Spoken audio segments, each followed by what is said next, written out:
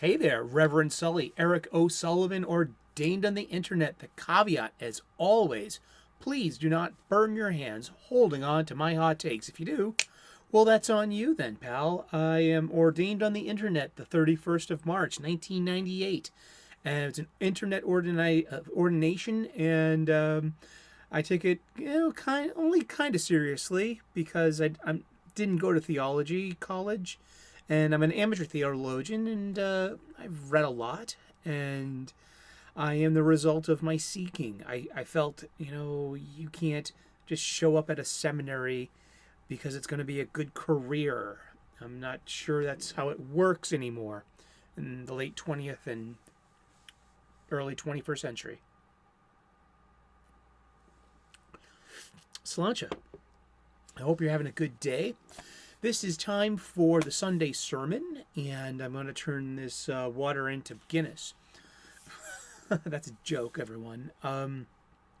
This is the old notebook. I found this old notebook rummaging through a long box of comic books, and I wrote this back in 2011 when I was going through a pretty hard time, and I would be reading the Bhagavad Gita on the bus on the way to work in the morning.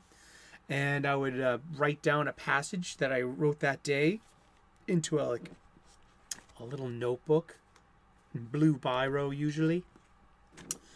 And I would write down the chapter verse and my thoughts about it. I then transcribed it into this notebook. And then I found this notebook years later. So now it's over a decade later, and I want to see how far I've come in my spiritual training with my spiritual bearing. And I'm happy to say I've stayed on course, and I'm very pleased with not only my spirituality, but also these recollections, and just using this as a touchstone. So what I'm going to do is I'm going to read to you the chapter verse. Then I'm going to read the what I wrote down. I used this translation of the Bhagavad Gita as according to Gandhi.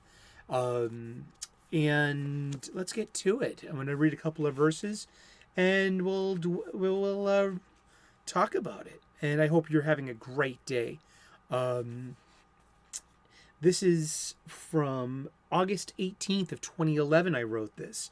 This is chapter 8, verse 27. And I'm going to read to you the quote. This is Krishna speaking to Arjuna. And as always, remember that Sanjaya can witness the whole thing, and he's describing this to the blind regent, Yudhishthira. And so there are four major characters in the narrative of the Gita. And so this is Krishna speaking to Arjuna. Shri Bhagavad Gita. The yogi, knowing these two paths, falls not into delusion, O Partha. Therefore, at all times, O Arjuna, remain steadfast in yoga. And I'll just read the previous verse, 26. These two paths, the bright and the dark, are deemed to be the eternal paths of the world. By the one a man goes to return not. By the other he returns again. With all mysticism, it's always a little bit aloof. But I wrote in this notebook. See, I transcribed everything from these little notebooks into the big notebook for to keep. And obviously I kept it and to refer to later. And obviously it's later to refer to. And knowing which path to choose, not falling into delusion. If we're God conscious, aka yoga, then we can be above the daily drama. This is great. This still applies. This was years before, the daily drama that we get on social media, whether it's activism, whether it's the news, whether it's one side pitting against the other side in the illusion of this binary on-off, either or, left-right, red-blue choice. You can be above the daily drama. You really can be. It takes detachment, and it takes a little God consciousness, a little knowing that there is no other. There is only the same Lord that dwells in everything, that dwells in you.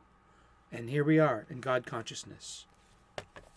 The next verse is from chapter 17, verse 8. Let's get to this one. And this one was, I think, directly speaking to me because it's about cooking. Victuals, things that people eat.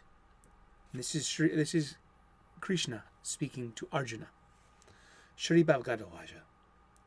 Victuals that add to one's year's vitality, strength, health, happiness, and appetite, and are savory, rich, and substantial, and inviting, are dear to the sattvic. And this was going into sattva, rajas, and tamas, which are the three gunas, the three things that drive the material world. And knowing all three of these, to be a bit above them, and knowing that how they drive the world and why they drive the world, but to kind of be a part of it, and knowing that sometimes they will drive you, and knowing when they drive you, and knowing that if it's good for those forces to be driving you. So I said, I am a chef. Sattvic food, feed the world. Rajavidya, feed the soul. Swadeshi. Rajavidya means the king of all practices, the king of all things to do in your life, or the queen, or the sovereign, or the most important thing to do, Rajavidya. And feed the soul, Swadeshi. Swadeshi is a great Sanskrit word meaning service, service to others, and most especially service to those who consider themselves your enemy and who are distant to you emotionally. And it's just as important to feed those people. So when I'm given this false choice of other side of the aisle, or you're on the wrong side of history, or you're the wrong kind of comic book lugger, or you're the wrong kind of Star Wars fan, or the wrong kind of Doctor Who fan, or the wrong kind of Star Trek fan, I don't fall for that. Because of something such as Swadeshi that I'm called upon, I would literally need to feed these people. And it does nothing to do with our beliefs or how we see each other. It has everything to do with serving our fellow humans and making sure that they're respected, regardless of these orientations and of these artificial labels that we apply to things that help us see this moment, or that try to justify our own viewpoints by having an other to compare with and to use as leverage to be as, hey, don't you see that other? Aren't we better? Isn't that vain? No, you need to feed those people as well. I do. I don't have the luxury of choosing and picking and choosing who's good enough to feed. I don't, and I won't. Next one, and that was from August the 26th of 2011. Like I said, these were written a decade ago, and I'm fascinated. I'm still fascinated with this subject matter, and this pleases me. And our final passage for today is chapter 18, verse 23. And I hope you're doing awesome. I really do. And it's again about sattva. And, sattva is great. But too much sattva, isn't a good thing.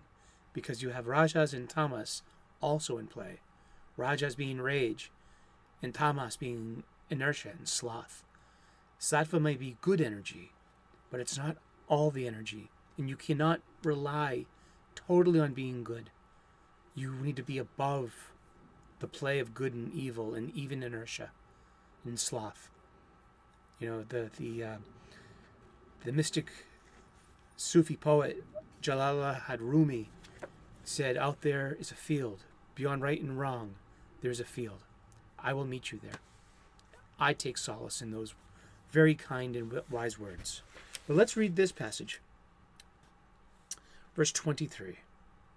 And this is once again Sri Krishna speaking to Arjuna. Shri Bhagavad Gita. That action is called sattvic, which, being one's allotted task, is performed without attachment, without like or dislike, and without a desire for fruit. And fruit in this would be is phalam, and specifically, Sri Krishna talks about phalam karma, the fruit of your actions. So sattva, yes, is the preferred state to work from, the preferred energy to work from. But be mindful, don't be attached to that. And that's a Buddhist note as well, yet, which Buddhism derives from the Hindu and is an elaboration on the Hindu. I mean, Buddha was a Brahman, and he knew the Vedas, and he knew the Gita, and he knew the wisdom of Krishna. He just didn't apply divinity or the reward of an afterlife to his philosophy. It shares actually the end result of moksha. Moksha being spiritual liberation, freedom from the cycle of rebirth. Yes, specifically. And I say, on August the 30th, 2011, work in sattva. Do not be fickle at the job. And this is a term that I got from an old book, an old friend. If it's on the shelf, do I have it? Yeah, I do. It's right here on my shelf with the spiritual books. The Tao of Pooh, one of my first spiritual books that I read when I was a teenager. But it introduced me, and I might be mispronouncing this, all apologies. Please correct me in the comments. Wu Wei, Wu Wei, Wu Wa, it equals suchness, and that is the Chinese word for as is. It's just so. That's the state of being. Wu Wei, it's suchness. That's the way it is. Why are you questioning this? Why are you devoting so much thought to it? I mean, it is what it is. And that's a great Chinese word for it. But work possesses this suchness. And for me, at the time, I was, coming from a culinary restaurant modality. And to apply this into a more industrial, academic place, it was, and to see how my coworkers didn't take the principles of hospitality as seriously as they should, well, that's judgment. And to apply this suchness to them, that things are the way they are, that these are what we have, these are whom we have, and to eternally question this and to find frustration with it is supreme ignorance. You're just going to give yourself headaches. You don't have to accept bad behavior or lack of standards, yet at the same time, Wu Wei, suchness, it is what it is. Are you being an agent of change? Are you being an agent of aggravation, especially to yourself? So, it's not about compromising standards. Have your standards, enact them, and come from the best place you can at all times, especially with hospitality and preparing someone's food, because that other person, for me, is the Lord in a different skin. Thank you so much for tuning in today. This has been the Sunday Sermon.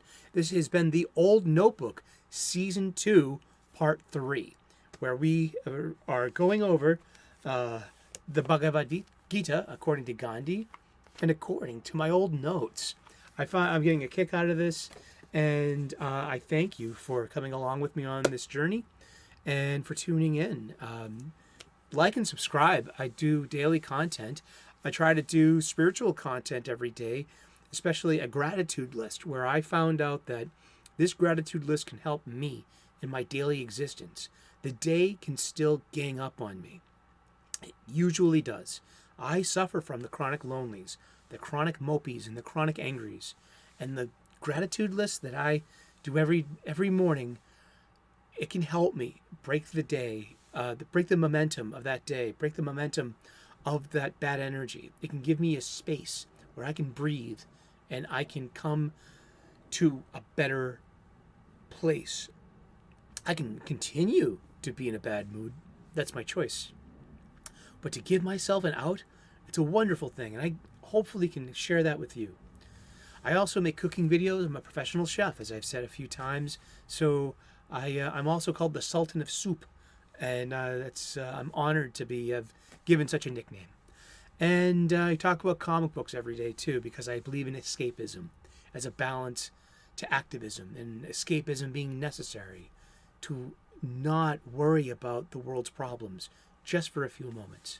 So you can use your imagination to take a break and a well-earned respite, to be spirited away. So yes, thank you so much for tuning in. God bless. Namaste. Good luck. And we will see you again soon. Cheers.